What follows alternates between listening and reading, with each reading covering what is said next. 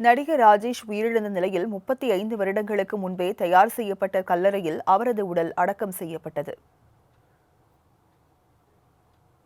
K. பாலச்சந்தரின் அவள் ஒரு தொடர்கதை படத்தின் மூலம் அறிமுகமாகி 150க்கும் மேற்பட்ட படங்களில் நடித்து பிரபலமானவரும், எழுத்து, ஜாதகம் உள்ளிட்ட பல்வேறு துறைகளில் சிறந்து விளங்கியவருமான ராஜேஷ் கடந்த 29ஆம் தேதியன்று காலமானார். ராஜேஷின் உடல் சென்னை ராமாபுரத்தில் உள்ள அவரது வீட்டில் அஞ்சலிக்காக வைக்கப்பட்ட நிலையில் பின்னர் கீழ்ப்பாக்கத்தில் உள்ள மருத்துவமனைக்கு கொண்டு செல்லப்பட்டது. ராஜேஷின் மகள் திவ்யா கனடாவில் இருந்ததால் அவர் வரும் வரை கடந்த 2 நாட்களாக மருத்துவமனையில் அவரது உடல் வைக்கப்பட்டிருந்தது. இந்நிலையில் மகள் வீடு திரும்பியதை தொடர்ந்து ராஜேஷின் இறுதி அஞ்சலி மாலை 3 மணியளவில் தொடங்கியது.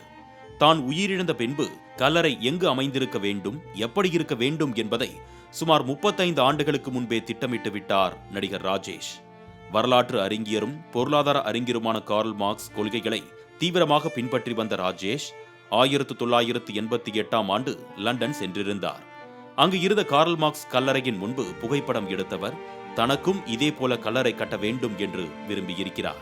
மரணம் எப்பொழுது நிகழ்கிறது என்பதை யாராலும் யூகிக்க முடியாதுதான். இருந்தபோதும் மரணத்திற்கு பின்பு தனக்கான கல்லறையை 1989ஆம் ஆண்டிலேயே ராஜேஷ் தனது 40வது வயதிலேயே வடிவமைத்து விட்டார். முதலில் மார்பளவுக்கு கட்டப்பட்ட கல்லறை 30 ஆண்டுகளுக்கு பிறகு இடிந்து போனது. பின்னர் அதனை கிரானைட் கற்களால் மறுமுறை புனரமைத்துக் கொண்டார். இந்த வழக்கத்தை GRP சுவாமிநாதன் என்பவரிடம் இருந்துதான் கற்றுக்கொண்டதாக ஒரு பேட்டியின் போது கூறியிருந்தார். தனக்கு எவன் ஒருவன் கல்லறை கட்டுகிறானோ அவன் 100 ஆண்டுகள் வாழ்வான் என்ற சீன பழமொழியை பின்பற்றுவதாக அன்றே கூறியிருந்தார்.